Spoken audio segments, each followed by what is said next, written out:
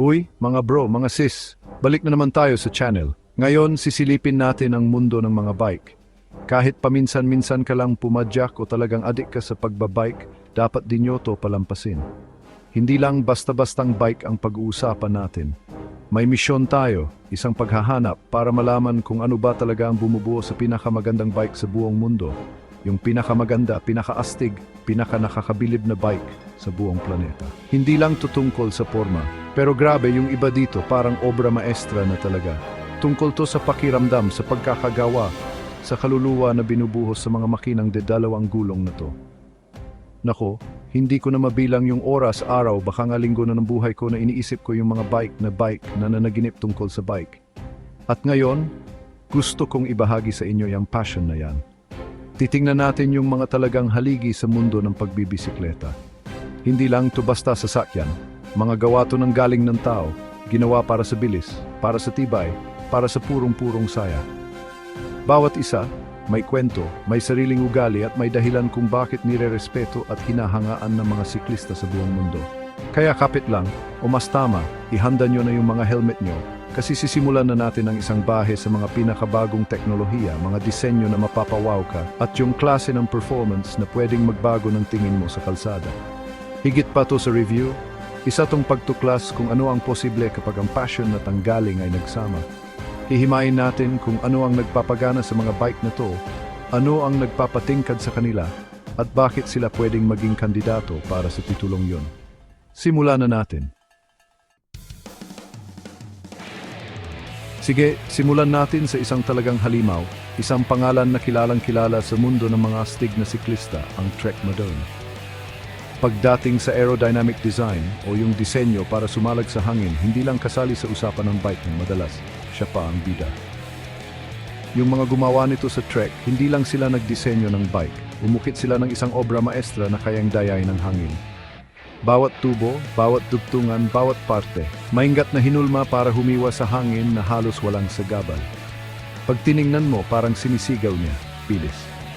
Mukha siyang matapang, may direksyon at ginawa para sa isang bagay bumilis, sobrang bilis. Hindi lang to para magmukhang cool, kahit na cool naman talaga siya. Tungkol to sa totoong bentahe sa performance na mararamdaman mo. Kahit pakarera yan papuntang finish line o sinusubukan mo lang lampasan yung sarili mong record kapag mag-isa kang pumapadyak. Isa siyang makina na parang hinihila ka na mas bilisan mo pa. Pero eto pa, hindi lang to tungkol sa pagdaya sa hangin.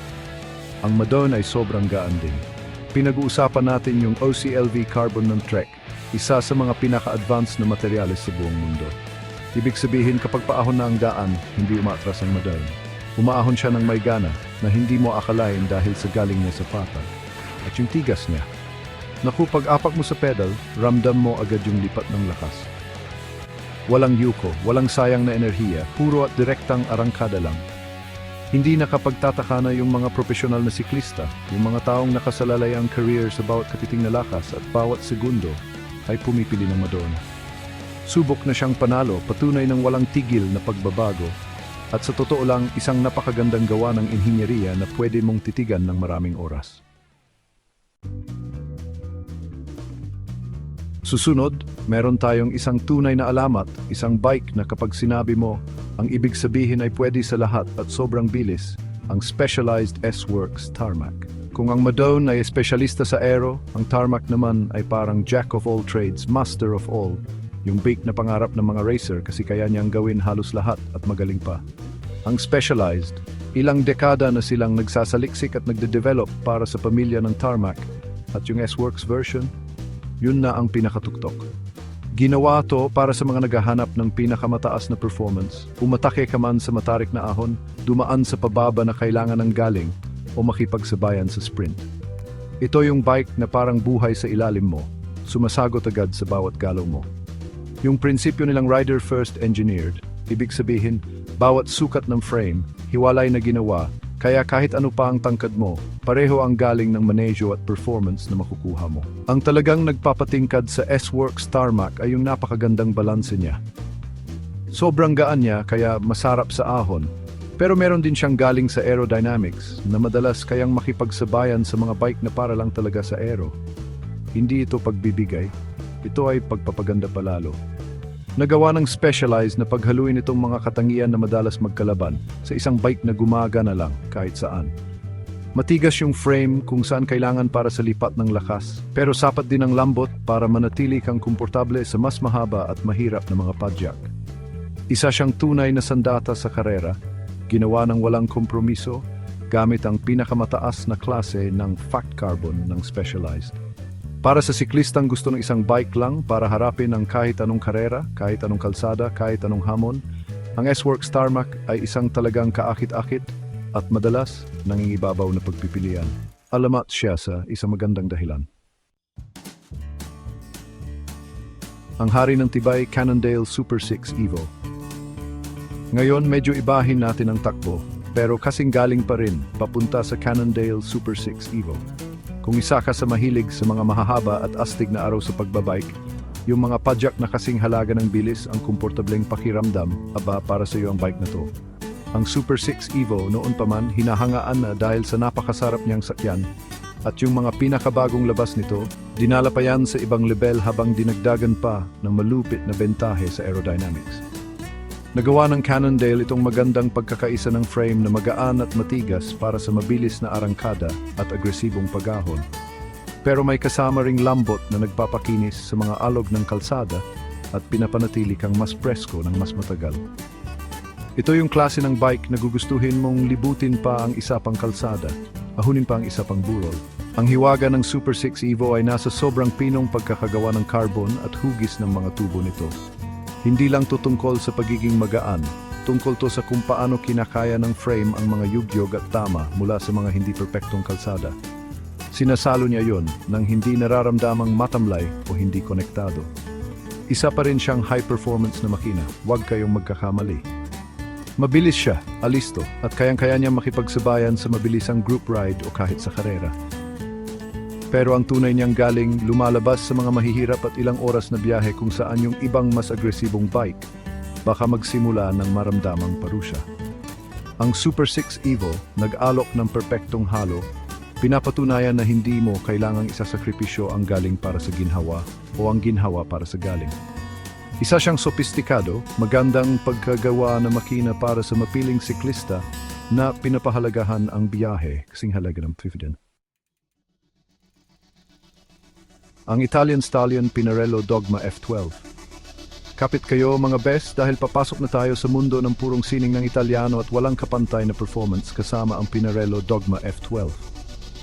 Masabi mo lang ang pangalang Dogma, may isip mo na agad yung mga panalo sa Tour de France at mga harit reyna ng pagbibisikleta.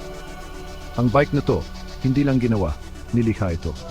Isa siyang obra maestra ng inhinyeriya, isang gumugulong na eskultura na kasing galing ng performance niya ang itsura. Kinuha ng F12 yung alamat na performance ng mga nauna sa kanya, at kahit papaano, ginawa pa itong mas maganda, mas matigas, mas aerodynamic, at masasabi nating mas maganda pa. Yung disenyo ng frame na hindi pantay, tatak Pinarello yan, ay para talaga mapaganda ang lipat ng lakas at manejo, sinisigurado na bawat wata ng lakas mo, diretso sa pag-usad mo pasulong.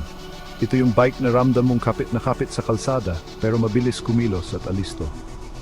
Yung pansin sa detalye sa Dogma F12, talagang kahanga-hanga.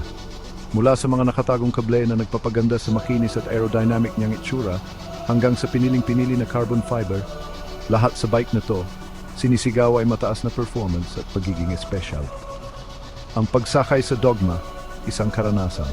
Isa siyang bike na hinihingi ang pinakamagaling mo, pero nagbibigay din ng inspirasyon para maabot mo ang mas mataas pa. Hindi maikakaila na isa siyang pangkarerang makina na nasa tuktok, paborito ng ilan sa pinakamagaling na siklista sa mundo, at dala-dala niya yang angas na yan. Ang kombinasyon ng kanyang modernong teknolohiya, ang galing ng disenyong Italiano, at ang subok na niyang mga nagawa, ginagawa ang Dogma F12 na higit pa sa bike. Isa siyang alamat, isang pahayag, at para sa marami, ang pinakapangarap na makina. Puro itong passion sa pagbibisikleta, hinulma sa carbon. Ang pwedeng panglahat na malakas Giant TCR Advanced SL. Panghuli, pero siguradong hindi pa huli sa astig na listahang ito, ay ang Giant TCR Advanced SL. Ang linya ng TCR may mahaba at makulay na kasaysayan sa mundo ng karera ng bisikleta. Madalas na sinasabing sila ang nagpasikat ng disenyo ng compact road frame. Ang modelong Advanced SL, yan na ang pinakamagaling na kayang gawin ng Giant, isang bike na nag-aalok ng halos perpektong balanse ng tigas, gaan at ginhawa. Isa itong makina na ginawa para sa siklistang kayang lahat, yung humaharap sa biglang ahon, mabilis na lusong at lahat ng nasa pagitan. Ang galing ng Giant sa paggawa ng composite at sa manufacturing, kitang-kita dito na nagre-resulta sa isang frame na sobrang episyente at alisto. Kapag kailangan mo ng lakas, binibigay yan ng TCR ng todo-todo na may direktang pakiramdam nagbibigay ng kumpiyansa. Ang talagang kahanga-hanga sa TCR Advanced SL ay kung paano niya nagagawang maging sobrang tigas at episyente para sa sprint at ahon, pero nagbibigay pa rin ng sapat na ginhawa para manatili kang komportable kapag magaspang na ang kalsada o dumadami na ang kilometro. Patunay ito sa maingat na inhinyeriya ng Giant at sa kanilang prinsipyo sa disenyo na Total Compact Road. Ang bike na to, ramdam mong mabilis kumilos, mabilis, at sobrang kaya niya sa iba't ibang klase ng daan at kondisyon ng pagpadyak. Maaring hindi siya ang pinakamaingay pagdating sa mga kakaibang hugis na aero, pero ang performance niya, malakas ang sinasabi. Para sa mga siklistang naghahanap ng pro level, magaan na pangkarerang bike na nag-aalok na magandang halo ng lahat ng importanteng katangian sa performance ng walang gimmick, ang Giant TCR Advanced SL ay isang matinding kalaban, isang tunay na kampiyon na masipag, na palaging lumalampas sa inaasahan para sa kanyang napakagaan ng timbang. Kaya alin ang pumukaw sa puso nyo? Hay, grabe yung biyahe natin, no? Nakita natin ang ilan sa mga pinaka-hindi kapanipaniwala, pinapangarap na bike sa buong planeta.